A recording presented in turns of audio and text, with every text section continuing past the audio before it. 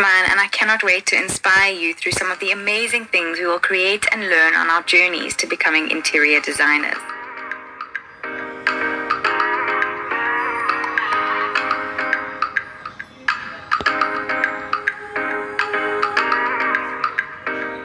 Hello everyone, and a huge welcome to Shore Academy. Our mission here is to change lives by providing great education, which is accessible and affordable to everyone all over the world, giving you the flexibility to learn your own way. We are a globally recognized course and align with standards of education in countries all over the world. We provide real engagement, which equates to success and in turn allows you to achieve your goals. Let me give you a quick breakdown of what you can expect during your time here at Shore Academy. Our courses consist of 4 modules. Each module has 8 lessons.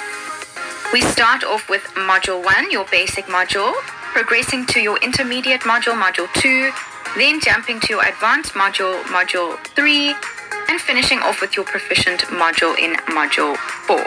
Once you've completed all of these modules, you will then obtain your professional diploma in interior design. An amazing achievement, even if I do say so myself. And that brings us to the voice behind your screen. Hello everyone, and welcome to your first lesson in interior design. My name is Robin Santini, and I'm going to be your course educator throughout this course. I'm so happy that you've chosen to enroll in this course with me, and I'm sure you're going to have so much fun on your interior design journey. I'm a practicing interior design professional with over 9 years of local and international interior design experience. I look forward to sharing my experience with you as we progress through this course. Here is some more background so that you know that you're in good hands. I have a diploma in interior architectural design, as well as have first-hand experience in running an interior design business called Create Interior Designs.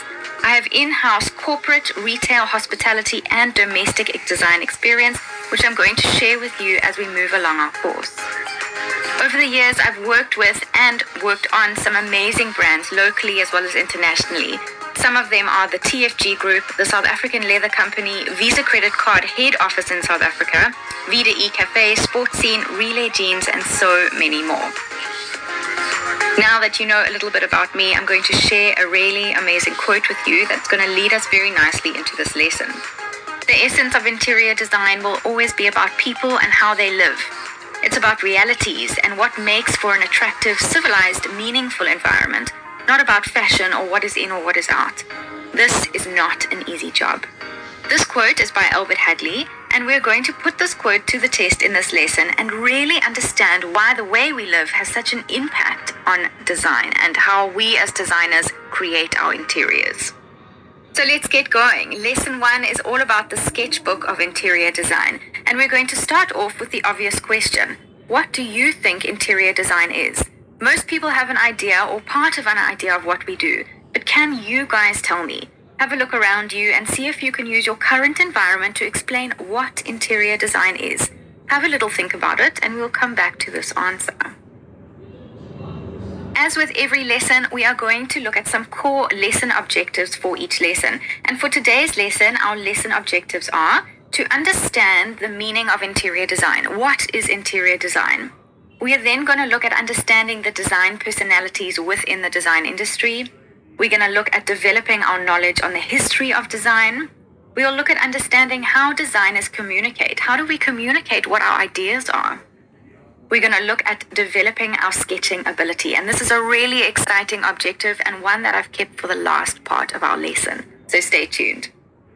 For today's lesson, you are going to need to get hold of the following. You will need a sketchbook, some nice pens or pencils, some sort of crayons, and a large surface area where you can draw and feel creative within the space. Something I want to share, practice makes perfect. Remember this. In any industry, practice makes perfect. So at the end of each of your lessons, you will see that we've allocated a challenge for you to complete in your own time. Each challenge will have some sort of a hashtag that you can use to post to Instagram or Facebook, which allows me, your educator, and your fellow students to check out the work that you're doing. All these challenges can be created in your sketchbook or on the program that we've allocated to the lesson. They can then be photographed and then posted up to your social media accounts. I suggest setting up an account that relates to your interior design journey, like a mini portfolio type of account, and this will allow you to showcase your work. These challenges are not graded. They are for you to use as a building block towards creating your final portfolio. But I do suggest you do them because, as I said, practice makes perfect, and it will really solidify the knowledge as we progress through your course. Another suggestion could be to keep a little portfolio on your desktop, call it portfolio, and anything you create or do during this course, or even things you may do on your own for fun, you can pop them into this folder as a collection, and you can pull from them when we do start creating our final portfolio in Module 4. Since we believe in making our courses as accessible and interactive as possible, we understand and know that you've got lots of questions during your lessons. So I'd like you to meet Morpheus. Morpheus is Shaw Academy's very own artificial intelligence bot. Morpheus is here to assist you in answering your questions, and if you'd like, you can even ask your classmates. I encourage you to interact with your classmates as it's a really good way to learn from each other. With all of my years in interior design experience, I've come to understand that the best way to learn is to interact. So don't be scared to ask questions, as that is what we are here to do, to learn. Please remember to rate your interactions with Morpheus, as this is only going to help us improve our answers. And since Morpheus is an AI bot, he will learn from your ratings and he will become more and more intelligent. You will be able to access your summary notes and webinar slides from your course page under your toolkits. These will come in really handy when you get your assignments at the end of each module. So just to break it down, at the end of each module, module 1, 2, 3, and 4, you will have your final assignments. And at the end of every 2 weeks of lessons, you will have your lesson assignments. So essentially, in this module, you will have 4 lesson assignments. And then at the end of this module, module 1, you will have 1 final module assignment. For whatever reason, Morpheus or your classmates cannot assist you with an answer, please don't hesitate to send us an email at support@shawacademy.com, and I'll be sure to get back to you as soon as I possibly can, or someone on our technical side will do the same. Now that admin is all out of the way and covered, let's get straight into our lesson, as we are going to start with a Did You Know? Did you know that you do not need to be a Da Vinci or a Michelangelo to be an interior designer? All interior designers are not from artistic backgrounds. I know, that's quite revolutionary, right? Shocking. I'm not even from an artistic background. You do not need to be an artist to be an interior designer. Being a creative and being an artist are two very different things. Stay tuned in our lesson as we will explore this theory in a little bit more detail. Interior design is such a beautiful industry to be a part of, but not everyone really understands what it is we do as interior designers. What do you think we do as an interior designer? I think it's so important to start here. Most people have an idea or part of an idea of what we do, but can anyone tell me? Have a look around you and see if you can use your current environment to explain what we do as interior designers. Have a little think and keep your answer as we progress through this lesson. An interior designer is someone who works with a client to create aesthetically pleasing and functional rooms and spaces. Your client and projects that you may find yourselves working on could range from small home environments, which we call domestic projects, right through to hotel lobbies in the hospitality design industry, to office spaces in your commercial design industry. An interior designer creates indoor spaces that are safe, functional, and aesthetically pleasing. Not one of these phrases stand alone. As a designer, you may be required to change furniture placement, wall locations, electrical points, or decide on color palettes and overall style in a variety of different spaces. On your screen are 3 images of interiors. Can you tell me which one of these 3 best describe what we do as interior designers? So your option A is a plan view of a house, option B is an image of a wedding venue, and option C is an image of an interior of a hospital. Which of these images relate to interior designers and what we do? And the correct answer is in fact all of the above. There is no right or wrong answer here. The fact of the matter is that irrespective of what space you're inhabiting around you, there's always some form of interior design or architecture. It has become such a part of our daily lives we don't always notice. Interior designers do so much more than just applying color to a wall or fabric to cushions. Interior design is about giving purpose and function to a space and improving the built environment, and therefore improving people's lives. We may not be doctors or lawyers, but we certainly perform a vital function in people's daily lives. Interior design can be one of the most exciting and ever-changing professions or career paths to choose. Now we know that interior design improves living conditions, functionality, and the quality of space. I have a question for you. Would you go to a movie that you didn't like?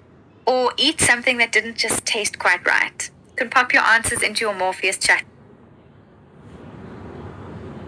about that. That I definitely wouldn't eat something I didn't like or go and see a movie that I just didn't particularly want to watch. Well, when it comes to interior design and architecture, a badly designed space is less easy to avoid, and therefore the focus on good designed and well-planned spaces is so imperative. This is why we have architects and interior designers who devote their careers to planning out spaces to ensure that they are perfectly suited to the functions and habits that need to take place in these spaces. An inadequate design and poorly planned space will have a direct impact on the functions and lives of people inhabiting that space for years to come. This is growing increasingly important with the movement of work from home and more indoor activities taking place. Interior design aids in improving space quality by combining the following factors. Firstly, combining your design principles, which are your shapes, your colors, and your form, with ergonomics, such as heights and standard sizes, with your environmental factors such as your wind, your sun, and your sea. Each of the above factors should be your core thought and starting points to any design project. Did you know that there's such a thing as a poorly designed space or a well-designed space? I'm sure most of you have thought this through before, but probably not as often as your practicing interior designers would. There is a definite difference and a definite consciousness around well-designed spaces versus a poorly designed space.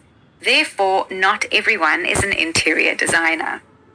Have a look at this interior and tell me if you think this is a well space. The answer you're looking for is that it's a well-designed space for the simple fact that it was planned around a function.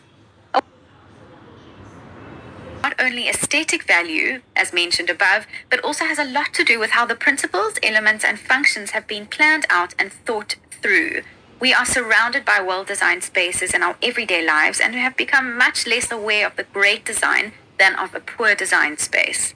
This is because the need for a well-designed space and to be able to carry out normal functions in these spaces is much more imperative.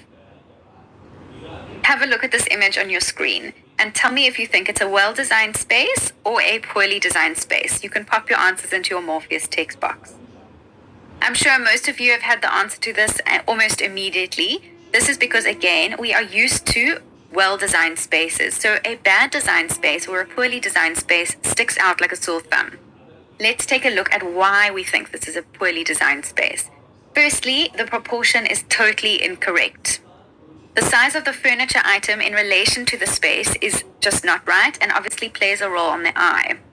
Secondly, the layout does not allow the space to function optimally. So the desk is facing the wall, and this is really not the best position or layout for this desk.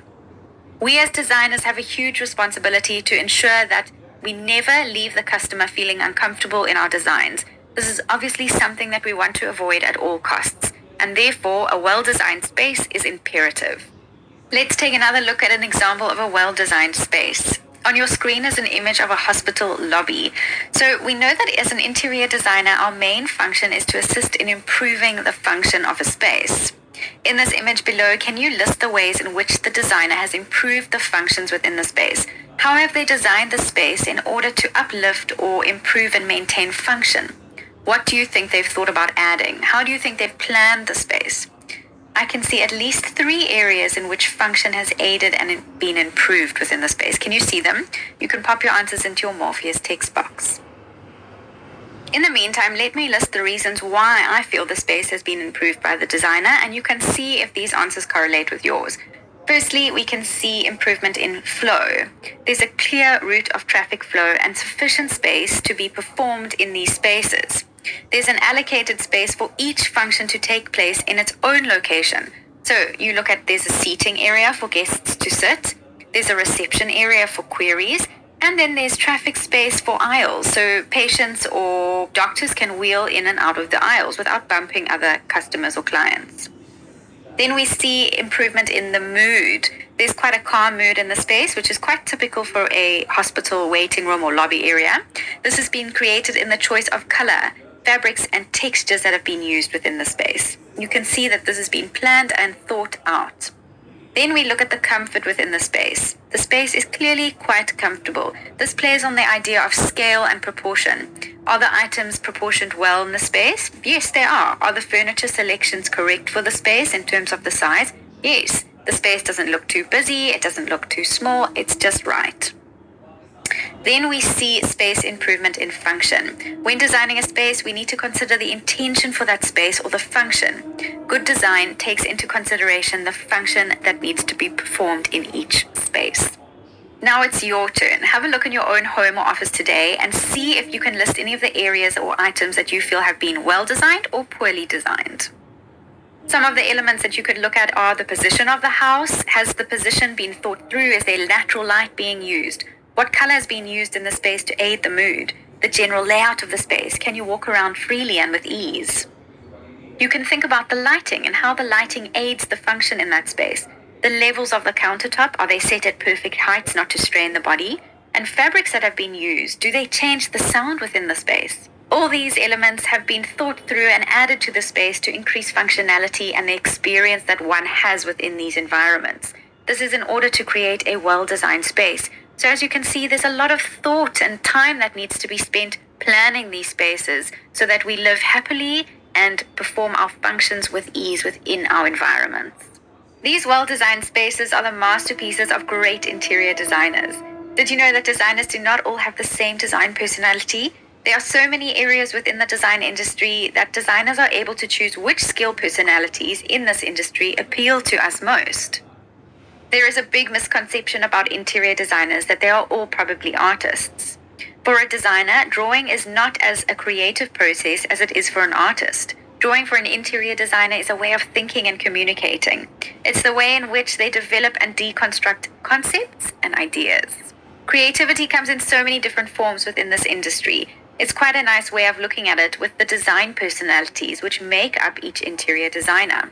There are many aspects and career paths within the interior design field which make it such a fun and exciting environment to be a part of. Every day brings about a different design personality which makes it an exciting and ever-changing industry. So then, let's look at some of the design personalities I'm referring to. Firstly, we have the creative, we have the planner, we have a technical buff, and the communicator. Let's look at them in a little bit more detail. The creative, enough said. This is the stuff of artists, mood boards, presentations, and developing concepts. This is the land of fantasy, color, and color coordination, as well as fabrics. With this personality, the sky's the limit. So generally, your creative really enjoys playing with mood boards, colors, and concepts, as opposed to the more technical side of design. A really nice characteristic to have, and a really nice passion to follow within this industry. We then have the planner, and definitely a personality that I tend to follow. Creativity in the puzzle planning and spaces to ensure optimum functionality. They love working with the client's requirements and the needs to create the best traffic flow and ensure that the space has been thought through to the T. The creativity here is found in the way you plan your space. So the planner essentially is like putting a puzzle together. This personality type loves fixing problems and finding the solution to the design. We then have the technical buff. Creativity here is in the detail. Drawing after drawing and sitting with technical drawings for hours, making sure that they have the technical detail as much as possible so that the contractors can accurately build the masterpiece that we're wanting to create. The thrill here is in the detail. The creativity is found in the way you detail up your drawings. So the technical buff generally would really enjoy technical drawings and technical details and figuring out how each item will fit together to finish off your perfect project. We then have the communicator. The creativity here is in the words. Coffee dates with clients, on-site meetings with contractors, and coordinating what each part of the project needs to happen when. Daily meetings with clients, presenting the project and helping them visualize the artwork that you have in mind. Creativity here is found in the way that they make the client feel or see the way your project needs to be completed. Creativity in the words.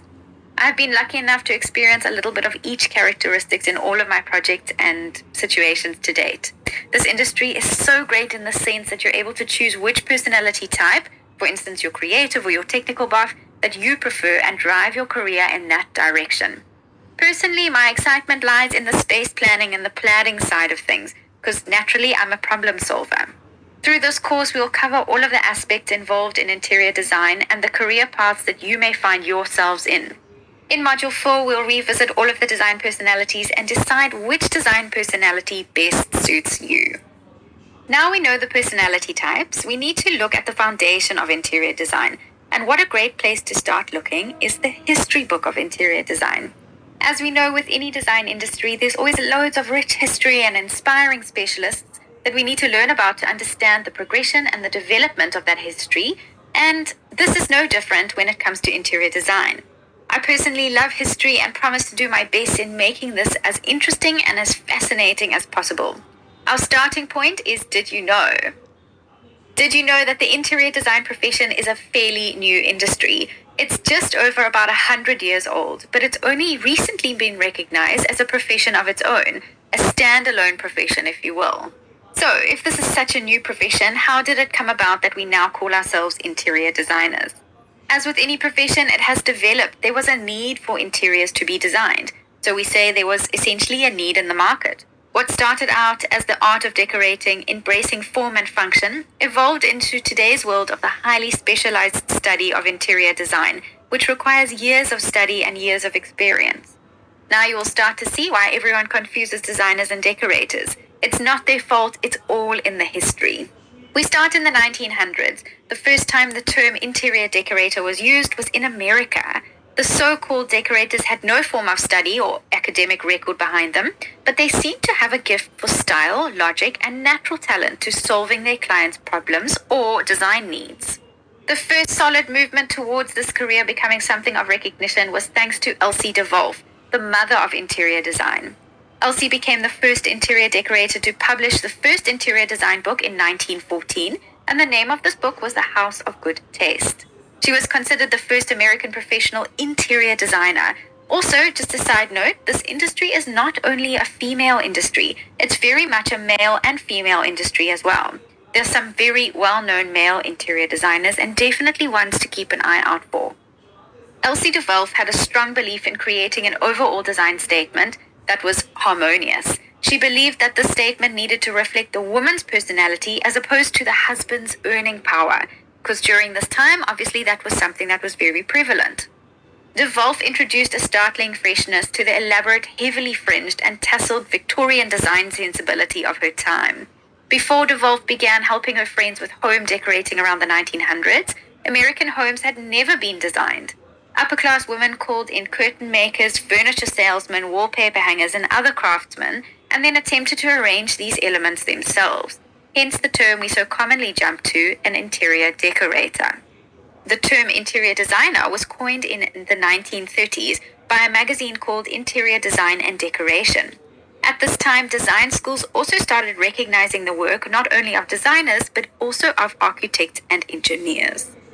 The first and largest professional organization in the field was founded in America, and the name of this organization was the AID, the American Institute of Decorators. They later changed their name to the American Institute for Interior Designers in 1936. The history of interior design continues to rapidly evolve. Interior design specialities are now widely accepted as a part of the norm in the built environment, and that is why we now have the profession of interior design to date. Having had a look at a short history of design, we now need to look at how designers have communicated up until now. What tactics have interior designers used to communicate their work? That brings us to our next topic, how designers communicate. How do you think we communicate our ideas and our schemes? Have a think and pop your answers into your Morpheus text box. How do you communicate? To understand communication, we need to look at the methods that designers use to communicate. To understand the methods of communication, we need to look at the tools and the techniques that we use. We will use both our tools and our techniques to communicate, but let's break them up in a little bit more detail. We'll start with our tools. The tools that we use as designers to communicate our projects and our work. are our drawings by hand, rough drawings, neat drawings, any type of drawing work that we can use to communicate. We also use computer-aided software programs such as AutoCAD, SketchUp, Revit, 3D Studio Max, and so many more. And then we communicate through our presentations. These are the tools that we use to communicate to our clients. So then what are our techniques? Can any of you list some of the techniques you think that we use in your Morpheus text box? What techniques do we use as designers to communicate? I'm sure most of you know the first one, but let me run through some of them with you. One of our techniques is our plan. We use an elevation. We use a section. We use 2D drawings and 3D drawings. And lastly, our sketching. These are all used as techniques when we communicate our ideas.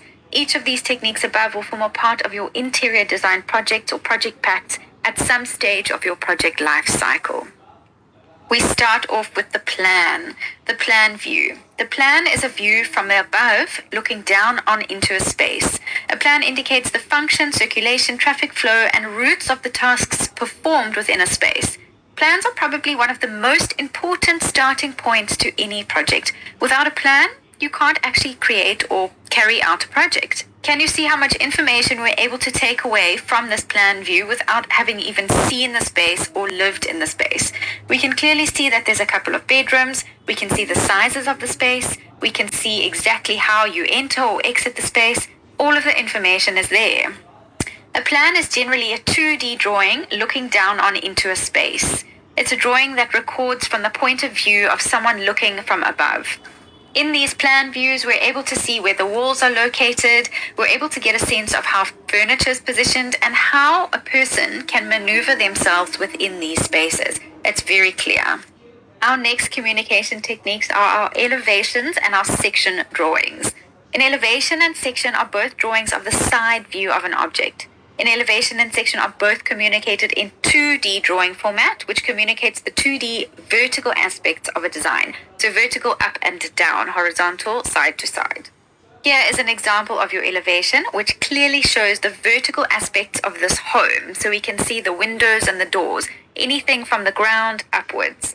An elevation is a drawing that shows the sides of a building or an object. It gives us insight into the height of the object and the vertical elements that we're trying to portray. So in this case, the vertical elements would be your windows and your doors, the finishes of the house, anything from the ground upwards. So we also get a great idea of the roof and anything above the roof. Then we have an example of our section. A section shows us a very similar type of information to the elevation, but with one main difference. The section has been cut away or sliced in half along an imaginary plane. So your plan drawings are in fact also a type of section, but they cut through the building on a horizontal level. So they take the roof off as opposed to a vertical level like your section, in the sense that you'd be cutting the roof away to see inside the building. A section is a great tool as it shows us different internal levels through the space, whereas your elevation may only show you kind of external levels. Elevations and sections are covered a little bit in more detail over the next couple of weeks, as we'll be drawing up our very own elevations of our spaces and maybe even looking into how to draw up your sections. Last but not least, we are going to look at our 2D and 3D drawings. You have probably heard of these terms before, but if not, let's take a look at what they are. A 2D drawing is a two-dimensional drawing, a flat, single-surfaced drawing or visual. It shows no depth, so you can't see the height of anything in a 2D drawing. Whereas your 3D drawing is all about depth. 3D drawings give us the best indication of what your client or audience can expect from a variety of different aspects, such as your depth, the movement, the space. It gives you a really great idea of how one can function within the space. So as you can see with the example on your screen, this is a 3D drawing showing us a really nice indication of heights, width, depths. It gives us the best overall visual of the space, whereas your 2D drawing will give you a very flat visual and not any depth. These drawing types that we've just looked at are used to convey the project detail and the space requirements. They are created for the benefit of both the designer and the client. The client uses these drawings to understand the designer's intention, and the designer uses these drawings not only to communicate to the client, but the other teams or professionals that need to carry out the jobs on the project as well. Here's a quick sneak peek into your lesson 5, where we'll be looking at how to communicate with perspective and 3D views. We look at working through perspective drawings by hand and then we show you what a perspective drawing with SketchUp can look like. SketchUp we tackle in Module 4 as we start learning how to tackle and sketch 3D models. But this is a model that I've created for a client recently, in 3D obviously, and this was a really nice way to show them what the final space was going to look like. This slide is called the skills progression slide that will be showing you along your course so you can see your progression throughout each module during the course.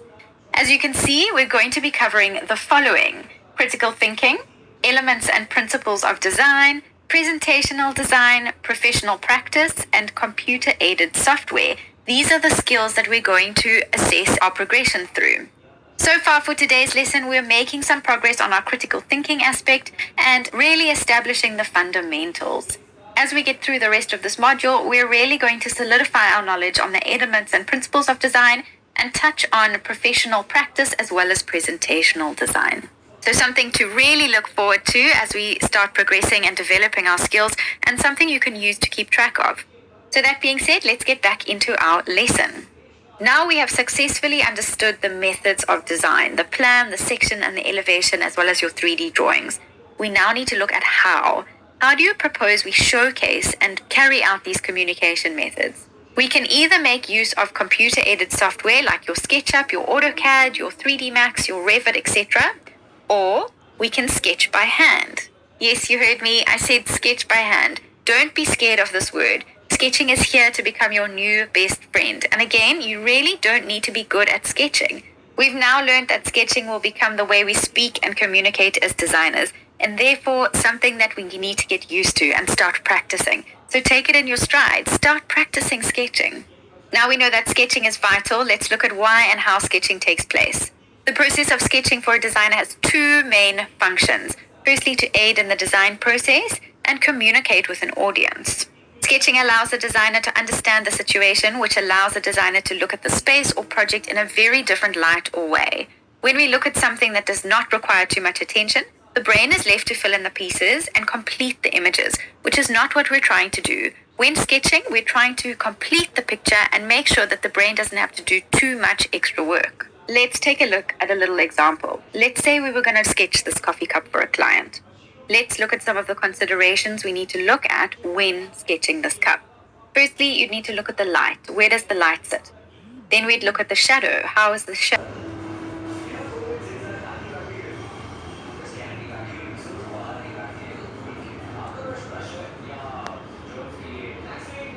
Oval, is it rectangular? What is the texture of the cup? So in this case, it would be smooth and shiny.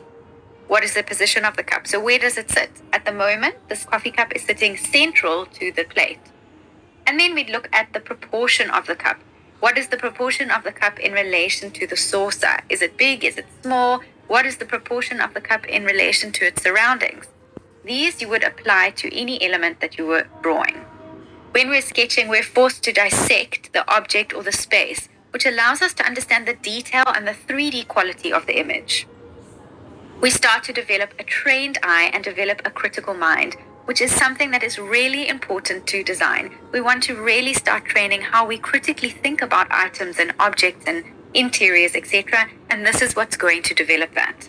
Sketching is a tool used to extract numerous ideas out as quickly and as rapidly as possible.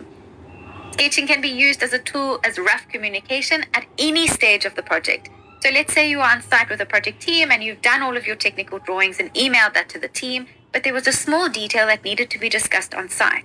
The client wants to know where the new table in the boardroom is going to sit.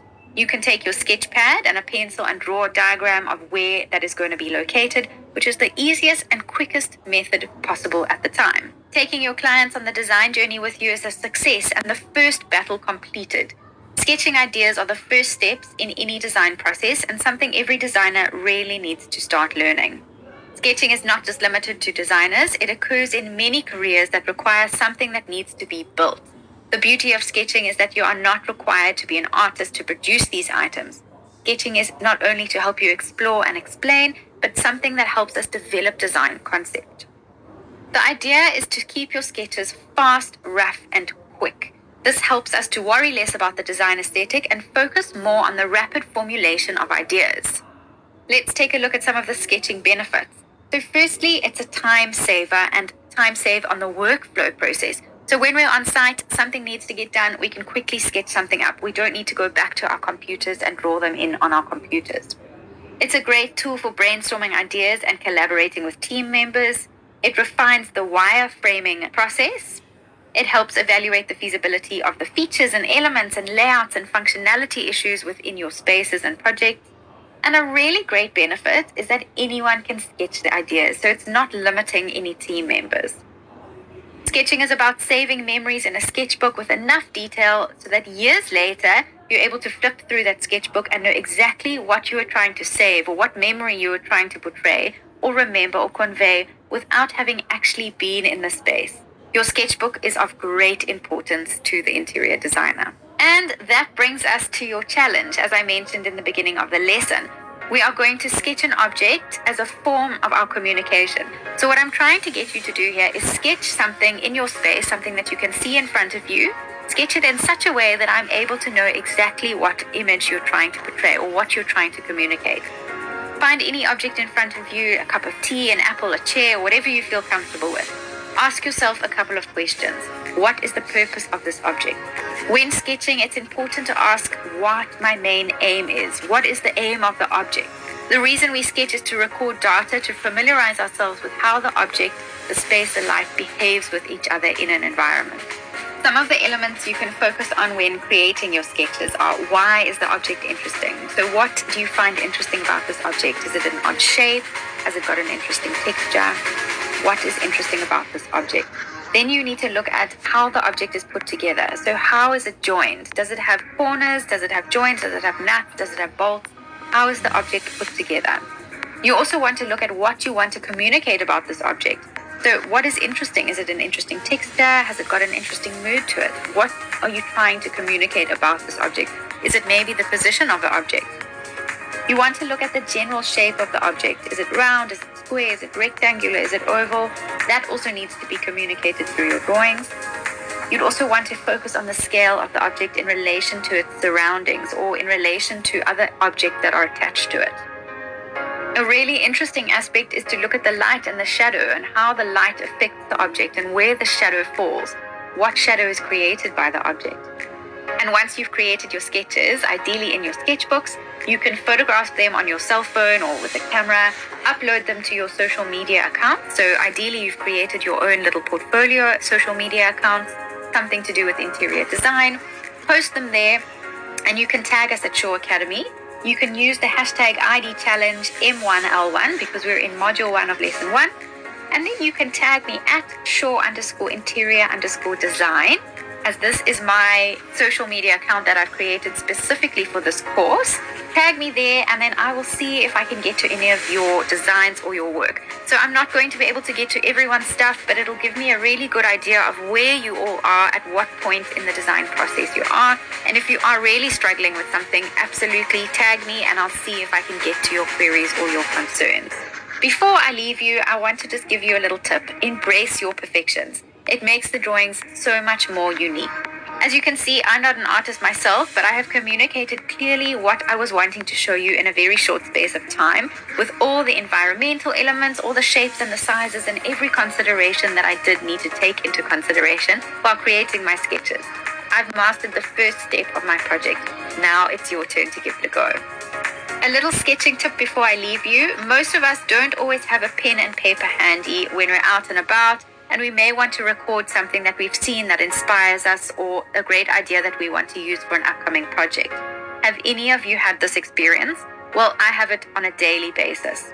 Ideally, you want to carry a little sketchbook with you, but it's not always practical. So I found a sneaky trick called Sketchpad by Adobe or Sketchbook. It's an Autodesk product that you can download to your computer or your cell phone, and it's totally free. Yes, it's totally for free. It's a perfect tool for these little situations where you get bursts of inspiration and you're not sure how to use them. So go ahead, download Sketchbook, and you can use it to create your very own sketches here, the one that I need you to create for your module. Remember, all the summary notes and your slides are available in your toolkits and would be really worthwhile to keep as a resource at your fingertips as you get beyond this course. But no sneak peeks. The lesson notes will only become available to you after you've attended all of your classes and caught up with all of your lessons. These are going to help you prepare for your final assignments. Remember, you can always change your class date and time so that it's convenient for you. And should you feel the need, you can restart your class, or you can rewatch a lesson to reference back at any time. And that brings us to the end of our lesson. We have officially done our very first lesson of our Module 1 in interior design. Thank you so much for joining me. Remember to start drawing up some of your very own freehand sketches, take pics, upload them to social media accounts, and interact with your classmates. I really hope that you've enjoyed this lesson, and I can guarantee you that these lessons are only going to become even more fun, especially as you start drawing up your very own floor plans by hand. I will see you soon for lesson 2. Happy learning, everyone, and good luck with your challenge.